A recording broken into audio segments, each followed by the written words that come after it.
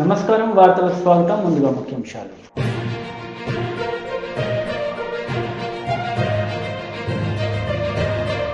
నేపథ్యంలో మహారాష్ట్ర కేంద్ర ప్రభుత్వాలపై సీఎం కేసీఆర్ సీరియస్.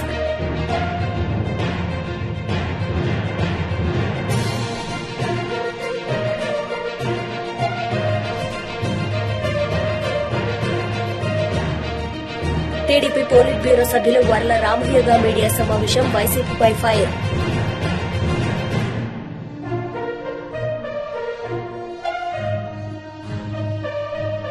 కర్ణాటక పర్యటనలో భాగంగా ప్రధాని నరేంద్ర మోడీ నూతనంగా నిర్మించిన మెట్రో లైన్లను ప్రారంభించారు. వైట్ షీల్డ్ నుంచి కేఆర్ పురం వరకు నిర్మించిన 13.71 కిలోమీటర్ల మెట్రో లైన్ను 4,250 కోట్ల రూపాయలతో దీన్ని నిర్మించారు. కర్ణాటక ముఖ్యమంత్రి బసవరాజ్ బొమ్మాయితో కలిసి ప్రధాని ప్రారంభించారు. ఈ సందర్భంగా ఏర్పాటు చేసిన ఫోటో ఎగ్జిబిషన్ ను తిలకించారు. तो आप समझ सकते हैं कि ये कितनी बड़ी सौगात है। और दूसरा, अगर हम शैला देखें कि जिस तरीके से यहाँ पर लगातार मेट्रो का जो जाल है बिछाया जा रहा है, सरकार की एक योजना है कि 2031 तक 317 किलोमीटर मेट्रो का जो नेटवर्क है वो इस पूरी सिटी के अंदर बिछा दिया जाएगा। तो पूरी सिटी जो आज जाम की समस्या से जूझती है, जहाँ लोगों को घंटों जाम में बिताना पड़ता है, तो वो समस्या हमेशा के लिए दूर हो जाएगी। और इस समय प्रधानमंत्री खुद मेट्रो जो ट्रेन है, जो नई मेट्रो ट्रेन, और ये देखिए नीरज, ये तस्वीरें जब प्रधानमंत्री टिकट खरीदते हुए मेट्रो स्टेशन पर, बड़ी सुखद होती हैं तस्वीरें जब हम देखते हैं कि हमारे देश के प्रधानमंत्री जो पब्लिक यातायात के जो साधन हैं उनमें सफर कर रहे हैं, मेट्रो ट्रेन में सफर करते हुए कई बार हमने उनकी तस्वीरें देखी हैं और आज फिर बड़ा सुखद अनुभूति देती हैं। देखिए, बिल्कुल अनुभूति देती हैं। एक आम आदमी की तरह प्रधानमंत्री सफर करते हैं। एक आम आदमी जैसे मेट्रो में जाता है, उसे सबसे पहले टिकट लेनी होती है, उसके बाद तमाम जो प्रोटोकॉल है जो उनको फॉलो करना होता है, उसी के बाद वो मेट्रो में सफर कर सकता है। उसी तरीके से प्रधानमंत्री जाते हैं। और यही कारण है, आपने देखा भी होगा कि सबसे पहले जब प्रधानमंत्री यहाँ पहुंचे तो उन्होंने मेट्रो की टिकट ली। और मैं आपको बता दूं कि ये जो लाइन स्टार्ट हुई है मेट्रो की, यहाँ पर व्हाट्सएप से भी आप टिकट ले सकते हैं। इस तरह की कह सकते हैं कि देश में पहली ये मेट्रो ट्रेन है, अत्याधुनिक सुविधाओं से ये लैस है। और अगर इसकी खूबी की बात करें तो रीजनरेट ब्रेकिंग सिस्टम इसमें लगाया गया है कि अगर ब्रेक भी लगती है तो उससे जो एनर्जी जनरेट होती है उसका भी जो इस्तेमाल है वो यहाँ पर किया जाएगा। और इसके अलावा सोलर पावर यहाँ पर है, बैटरी चार्जिंग की सुविधा यहाँ पर मौजूद है। इसके यानी साथ कि हम कह सकते हैं ये हाइब्रिड ट्रेन है। देखिए, बिल्कुल कह सकते हैं। और इसके साथ साथ अगर आप देखें तो रेन वाटर हार्वेस्टिंग की सुविधा भी इस जो ट्रैक है जहाँ पर बनाया गया है वहां पर मौजूद है। और 132 जो लाख लीटर है हर साल जो पानी है उसको जनरेट कर सकते हैं, उसको इकट्ठा कर सकते हैं। और इसके साथ साथ ही अगर देखें तो जिस तरीके से वातावरण का भी ध्यान रखा गया है और 68,000 से ज्यादा जो पेड़ हैं वो शैला लगाए गए हैं, तो आप समझ सकते हैं कि किस तरीके से ग्रीनरी है उसको भी प्रमोट किया गया है और जो वातावरण है उसका भी ध्यान रखा गया है। तमाम तरह की जो सुविधाएं हैं उससे सुसज्जित है। और खासतौर से अगर हम देखें इस मेट्रो का जो लोगो जिस तरीके से डिजाइन किया गया है, तो इस लोगो में अगर आप जो डॉट आपको 5 दिखाई दे रही है तो वो पूरा का पूरा बेंगलुरु शहर है उसको दर्शाता है। एक रंगोली की तरह उस लोगो को बनाया गया है। और बेंगलुरु का उत्तर, पूर्व, पश्चिम और दक्षिणी और मध्य हिस्सा उसमें दिखाया गया। और उसके साथ साथ वो ग्रीन और पर्पल कलर से बनाया गया है, जिसमें ग्रीन एनर्जी कह सकते हैं कि ग्रीन एनवायरनमेंट का प्रतीक है और पर्पल टेक्नोलॉजी का प्रतीक है। तो इस तरीके से इस पूरी मेट्रो की जो लाइन है उसको बिछाया गया है ताकि वातावरण का भी ध्यान रखा जाए, एनर्जी का भी ध्यान रखा जाए और लोगों की सुविधा है उसका भी ध्यान रखा जाए। शैला, बिल्कुल। अच्छा, आपसे ये भी जानना चाहेंगे कि ये मेट्रो लाइन कौन कौन से ऐसे एरियाज हैं जहां पर जिनके यात्रियों के यातायात को ये आसान बनाएगी, कौन कौन से एरियाज को ये कनेक्ट कर रही है? देखिए, ये अगर हम देखें तो व्हाइट फील्ड एरिया है जो जिसे आईटी हब कहते हैं। और व्हाइट फील्ड से जब आप बेंगलुरु शहर की तरफ जाते हैं तो केआर पुरम जो इसका जो लास्ट मेट्रो स्टेशन है और वहां से एक तरीके से हम कह सकते हैं कि पूरा जो शहर है उसकी शुरुआत होती है, तो वहां से ये सीधा कनेक्ट कर रही है और 13 किलोमीटर से ज्यादा का ये सफर है। और इस सफर को तय करने में जो लोग हैं उनको पहले 2 से ढाई घंटे की दूरी लगती थी, क्योंकि इतना ज्यादा जाम रहता था इस पूरे इलाके में, क्योंकि हैवी ट्रैफिक था और बड़े पैमाने पर आईटी कंपनियां थी, उनके कर्मचारी थे, बहुत सारे ऑफिसेस यहाँ पर मौजूद थे। तो उस वजह से जो लोग हैं उनको तमाम दिक्कतें होती थी और समय पर ऑफिस पहुंचने में भी उन्हें परेशानियां होती थी। लेकिन अब उनकी ये जो परेशानियां हैं वो दूर हो जाएंगी और कह सकते हैं कि एक बड़ी सौगात है मेट्रो इन लोगों के लिए। जब हमने लोगों से बात भी की थी, उनका कहना है कि हमारा एक बड़ा हिस्सा पूरे दिन का सम्मान निधि मिलती है और 4,000 रुपए ऐड करती है कर्नाटक सरकार। तो इस तरीके से जो डबल इंजन का जो फायदा है वो सीधे सीधे आम जो लोग हैं उनको मिलता है। और ये जो मेट्रो ट्रेन है वो कहीं ना कहीं बताती है कि जो तकनीक है और जो इंफ्रास्ट्रक्चर है उस पर आने वाले समय में और भी तेजी के साथ विकास किया जाएगा। और आपने देखा भी था कि एक टारगेट भी है कि 2031 तक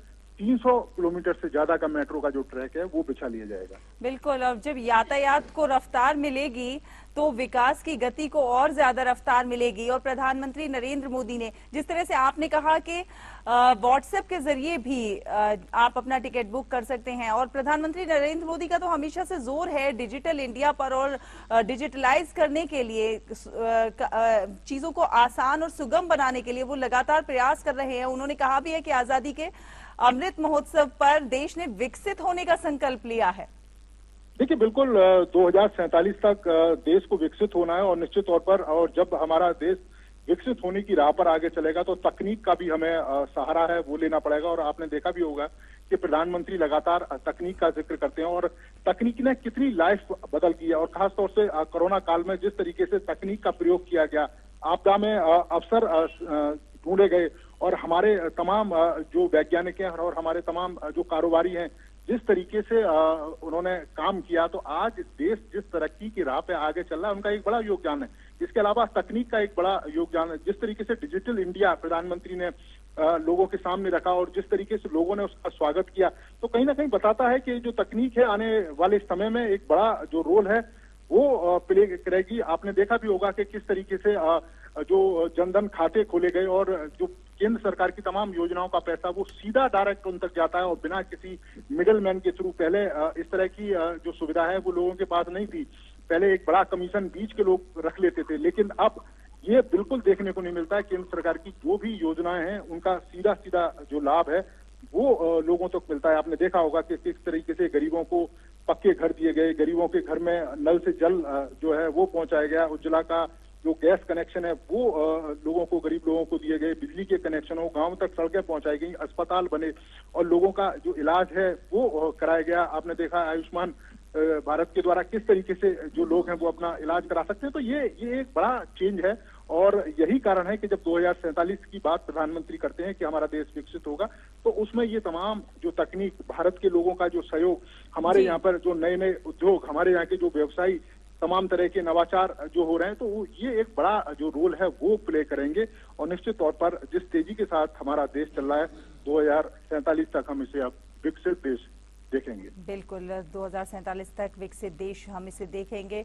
और ये जो मेट्रो लाइन का उद्घाटन आज प्रधानमंत्री नरेंद्र मोदी करेंगे, ये सचमुच एक बहुत बड़ी सौगात होगी कर्नाटक वासियों के लिए, बेंगलुरु वासियों के लिए। क्योंकि नीरज, हम जानते हैं, हम और आप दिल्ली में रहते हैं और हम जानते हैं कि मेट्रो लाइन दिल्ली में आने से पहले किस तरह जाम की स्थिति होती थी। घंटों घंटों जाम में फंस जाते थे और कई दफ्तर जाने के लिए या कॉलेज जाने के लिए कई घंटे पहले निकलना होता था।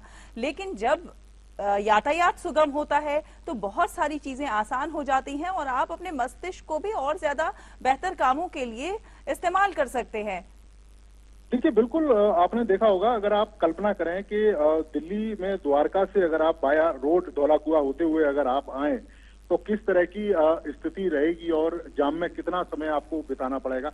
लेकिन वही अगर आप मेट्रो से आए तो आप आधा घंटे के अंदर आप अपने ऑफिस भी पहुंच सकते हैं और दिल्ली के दिल कनॉट प्लेस में भी पहुंच सकते हैं। तो ये एक बड़ा चेंज है और जब लोगों के पास समय बचता है तो उनकी क्रिएटिविटी है वो भी बढ़ती है और जो समय है उसका जो सदुपयोग है वो भी लोग कर सकते हैं। और खासतौर से फ्यूल है, फ्यूल में మహారాష్ట్ర కాందర్లోహల్లో జరిగిన బీఆర్ఎస్ పబ్లిక్ మీటింగ్లో సీఎం కేసీఆర్ పాల్గొని మాట్లాడారు. ఈ సందర్భంగా పలువురు మహారాష్ట్ర నాయకులు బీఆర్ఎస్లో చేరారు. ఈ నేపథ్యంలో మహారాష్ట్ర కేంద్ర ప్రభుత్వాలపై సీఎం కేసీఆర్ మండిపడ్డారు. इस देश में जब तक हम अलग अलग रहेंगे, जाति के नाम पर, धर्म के नाम पर हम बटे रहेंगे, तब तक हम ऐसे ही रहेंगे. हमारे किसान आत्महत्या करते ही रहेंगे. मेरा विनती आपसे एक ही है, जब आप इकट्ठे हो जाओ तो देखो कैसे आप 6000 आ गया, उसके बाप भागते भागते अपने गलियों में आ जाएगा. मैं आपको एक मंत्र देता हूं, किसान के एकता ही एकजुट होना ही इसका मंत्र है. तो अब कब तक, कहां तक हम एकजुट हो पाते हैं, इसमें हमारा नतीजा मिलता है. इसका नतीजा यहीं से मिलेगा. मैं आपसे एक ही बात, सरकार हमारी तरफ क्यों नहीं पलट के देखते 75 साल के बाद? मतलब क्या है, हमको इजी ले रहे हैं. भाई किसान बेचारा कहां जाएगा, या तुमको देगा या मुझे देगा, या भाजपा को देगा या कांग्रेस को देगा, या रीजनल पार्टी एक दो है तो या उनको देगा तो इनको देगा, कहां जाएगा, या वोट नहीं डालेंगे क्या? ये उनका सोच है. तो इसलिए हमारे बातों को कोई दिल पे नहीं लेता.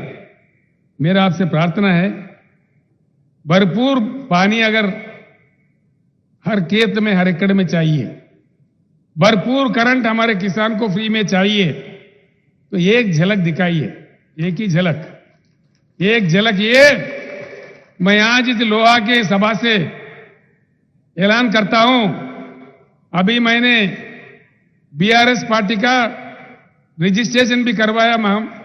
महाराष्ट्र के लोकल बॉडी चुनाव में, आगामी पंचायत राज इलेक्शन में हर जिला परिषद में गुलाबी झंडा खड़ा हो जाएगा. पूरे जिला परिषद का मुकाबला करेंगे. आप गांव गांव में अपना ताकत दिखाइए. कौन कौन भाग के नहीं आता मैं देखता हूं. केंद्र सरकार आ जाएगा, राज्य सरकार आ जाएगा. एक बात सोच लो, यहां बैठा है मेरे भाई बाबूराव कदम जी, ये 3-4 साल से संघर्ष कर रहा है.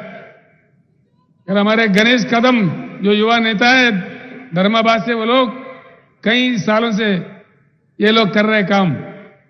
इन लोगों ने क्या किया, धर्माबाद में 80 गांव के सरपंच बैठ के रेजोल्यूशन पास कर दिए कि भाई तेलंगाना का मॉडल हमारे पास इंप्लीमेंट करो, या तो हमारे को तेलंगाना में मिला दो. इन्होंने ऐसा बात किया. तब जाके सरकार ने हुकूमत दिया कि भाई तटवर्ती जितने भी, बॉर्डर के जितने भी सरपंच है, नांदेड़ में जल्दी बुलाओ, मीटिंग करो. भाई बॉर्डर के सरपंच क्यों भाई? परभनी वालों को बुलाओ, औरंगाबाद वालों को बुलाओ. ओनली बॉर्डर वालों को क्यों बुला रहे? विदर्भा से बुलाओ, पश्चिम महाराष्ट्र से बुलाओ, सभी बुलाओ. न्याय करना है तो सभी के साथ करना है ना. तो इसीलिए मैं कहता हूं, गवर्नमेंट में घबराहट पैदा करना है, गवर्नमेंट को हमारे तरफ पलट के देखने के लिए मजबूर करना है. तो आगामी पंचायती राज चुनाव में अपना ताकत दिखाइए, एक झलक दिखाइए. क्या क्या नहीं आता, क्या क्या वाक्य नहीं आता, क्या क्या योजना नहीं बनता, आप खुद देख लेना आजमा के मेरे बात को. టీడీపీ పోలిట్ బ్యూరో సభ్యులు వర్ల రామయ్య మీడియా సమావేశం నిర్వహించారు. ఈ సందర్భంగా పలు అంశాలపై ఆయన మాట్లాడారు. అభివృద్ధిలో అగ్రగామి అనుకుంటున్నారు, నవ్వుతున్నారు పాత్రికేయుడు. అభివృద్ధిలో కాదండి, గంజాయి అమ్మకంలో అగ్రగామిగా ఉంది. జగన్మోహన్ రెడ్డి గారు ముఖ్యమంత్రిగా ప్రమాణ స్వీకారం చేసిన దగ్గర నుండి రాష్ట్రం దేదీప్యమానంగా వెలుగుతూ ఉంది. ఎందులో? గంజాయి అమ్మకంలో. భారతదేశ వ్యాప్తంగా ఇతర రాష్ట్రాల్లో ఎంత గంజాయి అమ్మకం జరుగుతుందో, రవాణా జరుగుతుందో, అంతా మన ఒక్క ఆంధ్రప్రదేశ్ రాష్ట్రంలోనే జరుగుతుంది. ఈ రకంగా పేరు ప్రఖ్యాతులు పొందినారు మన గౌరవ జగన్మోహన్ రెడ్డి గారు. గతంలో భారతదేశ వ్యాప్తంగా బియ్యం సరఫరా చేసి అన్నదాతగా పేరు పొందిన, అన్నపూర్ణగా పేరు పొందిన ఆంధ్రప్రదేశ్ రాష్ట్రం ఈ రోజున దేశవ్యాప్తంగా గంజాయి సరఫరా చేసి గంజాయి ఆంధ్రప్రదేశ్గా పేరుగాంచిందని చెప్పడానికి చాలా సిగ్గుపడాలి. ఈ రోజున ముఖ్యమంత్రితో సహా ప్రభుత్వ యంత్రాంగం మొత్తం కూడా సిగ్గుపడాలి. అది ఏ స్థాయికి వచ్చింది ఈ రోజున? నిన్నగాక మొన్న తిరుమల తిరుపతి దేవస్థానం ప్రపంచవ్యాప్తంగా అత్యున్నత హైందవ దేవాలయం. అది ప్రపంచం మొత్తం కూడా శ్రీ శ్రీ వెంకటేశ్వర స్వామి వారిని ఆరాధ్య దైవంగా భావిస్తారు. ఆ కొండ మీద ధూమపానం కూడా ఎలో చేయరు, అంటే సిగరెట్ పొగ తాగటం కూడా ఎలో చేయరు. కొండ మీద కట్టుదిట్టమైన ఏర్పాట్లు జరిగాయి. ఇది వరకు సెక్యూరిటీ చాలా గట్టిగా ఉండేది, స్ట్రిక్ట్గా ఉండేవాళ్ళు. కానీ జగన్మోహన్ రెడ్డి గారు వచ్చిన తర్వాత కొండ మీద గంజాయి కూడా అమ్ముతున్నారని చెప్పడానికి చాలా సిగ్గుపడుతున్నాయి ఈ రోజున.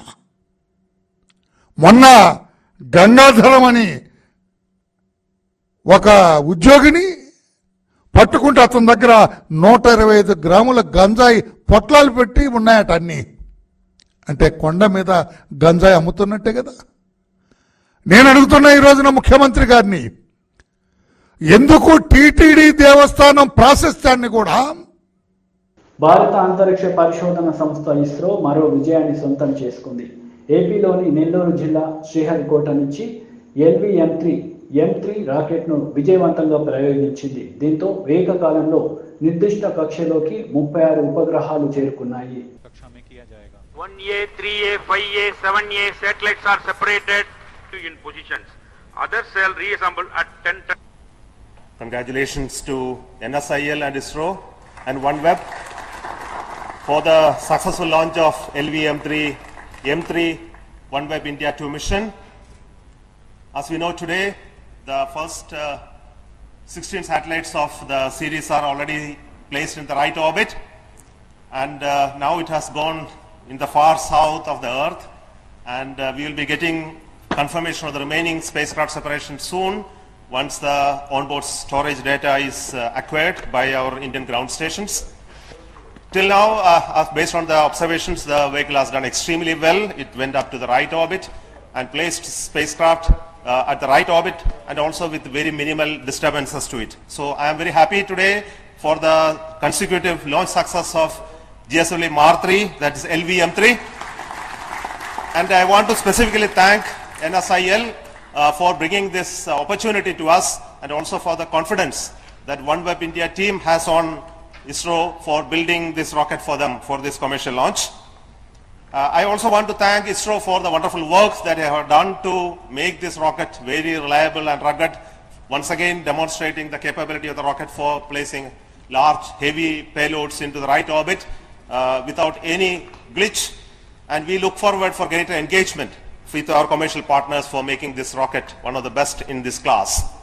So specifically, I want to thank the entire ISRO family, the GSLV Mark 3 project team for making this historic event happen today. దేశ రాజధాని ఢిల్లీ నుంచి హిమాచల్ ప్రదేశ్లోని ధర్మశాలకు విమాన సర్వీసులను కేంద్ర సమాచార ప్రసార శాఖ మంత్రి అనురాగ్ ఠాకూర్ సింగ్ ప్రారంభించారు. కేంద్ర పౌర విమానయాన శాఖ మంత్రి జ్యోతిరాదిత్య సింధియా వర్చువల్గా ఈ కార్యక్రమంలో పాల్గొన్నారు. हिमाचल प्रदेश में आना होगा तो पहले उनको दिल्ली आना पड़ता है और वहां से फिर फ्लाइट कनेक्टिविटी है. कैसे हम इस एयरपोर्ट को देश के अलग अलग कोनों से जोड़ सकें, भविष्य में आप उसको अवश्य देखेंगे, मुझे पूर्ण विश्वास है. लेकिन उसके लिए अगर हवाई अड्डा बड़ा नहीं होगा तो वायबिलिटी कहीं से भी नहीं बन पाती है. ये भी एक चुनौती हम सबके सामने है. आज भारत दुनिया का तीसरी सबसे बड़ी सिविल एविएशन की मार्केट बनी है, जिसके लिए मैं आपको और आदरणीय मोदी जी को और उनकी सरकार को बहुत बहुत बधाई देता हूं. ये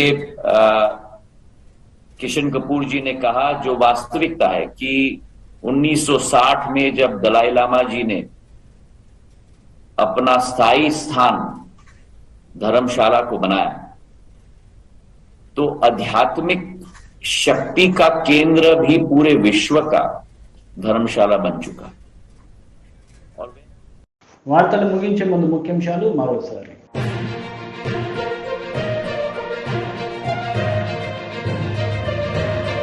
నేపథ్యంలో మహారాష్ట్ర కేంద్ర ప్రభుత్వాలపై సీఎం కేసీఆర్ సీరియస్.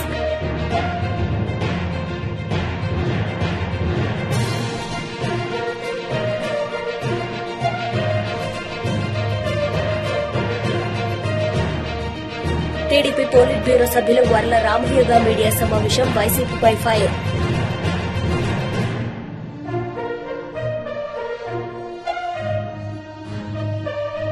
ఈ వార్తలు ఇంతటితో సమాప్తం. తిరిగి ప్రసారమయ్యే వార్తలు మళ్ళీ కలుద్దాం. అంతవరకు సెలవు. నమస్తే.